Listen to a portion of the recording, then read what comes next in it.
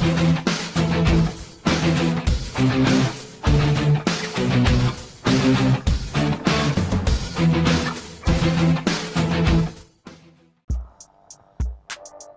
Kribo mengubah peta kesucian label Habib. Kemunculan Habib Kribo melawan pernyataan Bahar Smith nampaknya cukup menarik perhatian banyak orang. Awalnya, saya tahu Habib Kribo ini ketika dia banyak berbicara tentang Jokowi, mengulas program kerja pemerintahan. Dalam kesimpulan saya, dia termasuk yang pro terhadap Jokowi. Bahkan kalau nggak salah ikut dalam gerakan 3 periode.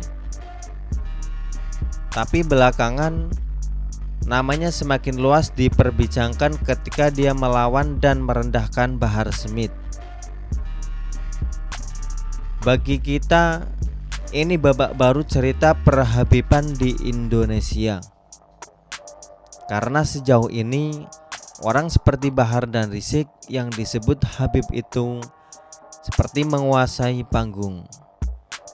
Tak ada satupun Habib yang mau meladeni atau meluruskannya.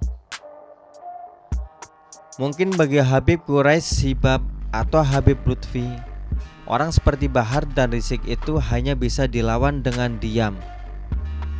Tarkul jawabi alal jahili jawabun.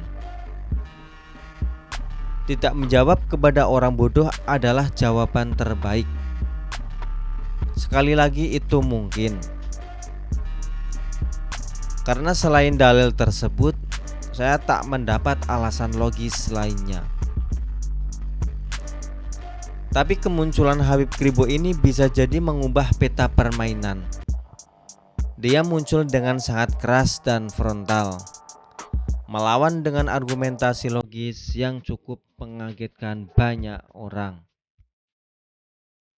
Kenapa kita kaget?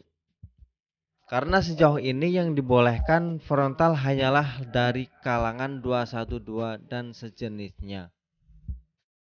Sementara para habaib kalangan NU dan Muhammadiyah cenderung tarkul jawabi. Nah, Habib Kribo masuk mengawali babak baru arena perdebatan soal politik dan pemerintahan, tapi atas nama Habib. Bagi saya ini sebanding Habib dilawan Habib.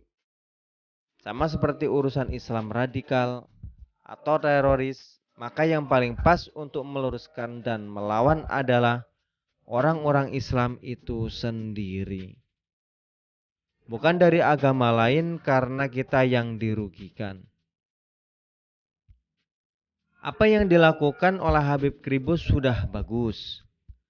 Meski untuk jangka panjangnya dia harus bisa melawan Rizik dan Bahar di level dalil. Karena suka nggak suka, orang seperti Bahar dan Rizik itu dikagumi dan digilai oleh Firza. Maksudnya oleh para pendukungnya. Karena dalil-dalil berbahasa Arab dengan nada yang diarab-arabkan. Nuansa yang dihadirkan dari ceramah-ceramah provokasi Rizik dan Bahar adalah nuansa Arab yang sejauh ini saya lihat sangat mampu menyihir banyak orang Indonesia. Entah kenapa masyarakat kita lebih yakin doanya akan dikabulkan jika menggunakan bahasa Arab, sekalipun mereka tak paham apa arti dan maksudnya. Sementara di sisi lain mereka meyakini Tuhan itu maha segala-galanya, termasuk paham bahasa kita, bahkan untuk semua kalimat yang tak sempat kita ucapkan secara terbuka. Jadi kalau Habib Kribo hanya bermain di sisi logis, keras dan lugas dalam menyampaikan pendapat, itu tak akan mampu meruntuhkan panggung Rizik dan Bahar secara keseluruhan. Meski memang di sisi lain, saya coba paham maksud Habib Kribo. Dia muncul bukan dengan nama asli, padahal nama aslinya sangat berwibawa sekali. Habib Zain Asseghaf. Bagus. Mungkin targetnya adalah untuk meruntuhkan kesucian label Habib yang selama ini diagung-agungkan oleh sebagian masyarakat Indonesia. Karena secara ini kalau Rizik atau Bahar melakukan kesalahan, provokasi, kebohongan, atau bahkan pemukulan sekalipun, tetap saja akan dibenarkan oleh para pendukungnya. Tetap akan dicium kakinya dan dipuja-puja. Kenapa? Karena Habib. Ketika Rizik melakukan chat mesum dengan Firza, sampai berada suara rekamannya pun masih tetap dibenarkan. Bahkan ada juga perempuan yang rela memberikan tubuhnya pada Rizik.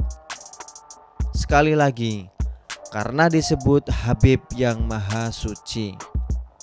Nah, Habib Kribo hadir untuk merecehkan gelar Habib. Seolah dia ingin bilang bahwa keturunan Nabi yang kemudian dilabeli Habib itu hanya soal sejarah dan silsilah. Selebihnya soal ilmu dan akhlak tetap harus diperbaiki dan ditingkatkan sendiri. Jadi tidak hanya bergantung pada gelar Habib, lantas bebas melakukan apa saja, termasuk hal-hal yang melawan hukum. Habib Kribo memberi pesan pada kita bahwa Habib itu orang biasa juga, sama-sama manusia yang bisa saja salah satunya Kribo. Jadi nggak semua harus bersorban atau ngecat rambutnya biar pirang. Habib itu bisa juga pakai kaos dan santai. Alah, wong manusia. Menarik. Tapi andai saya bisa meminta pada kalangan habaib, mestinya ada juga Habib yang muncul dengan melawan dalil-dalil Rizik dan Bahar. Dan mudah saja sebenarnya. Hukum berbohong, hukum memprovokasi dalam Islam, atau hukum tidak sesuai antara ucapan dan perbuatan. Saya pun tahu sebenarnya dan hafal sekali. Tapi masalahnya saya bukan Habib. Jadi tak akan bisa menyihir masyarakat yang sudah mabuk kepayang sama label Habib.